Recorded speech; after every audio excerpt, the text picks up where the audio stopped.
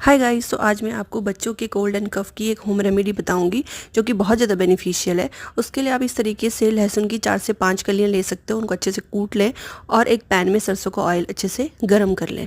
उसके बाद वो जो लहसुन का पेस्ट है आप उसे पैन में ऐड करें और उसमें आप अजवाइन भी ऐड कर सकते हो अच्छे रिजल्ट्स के लिए, क्योंकि अजवाइन में थोड़ी गर्म तासीर की होती है।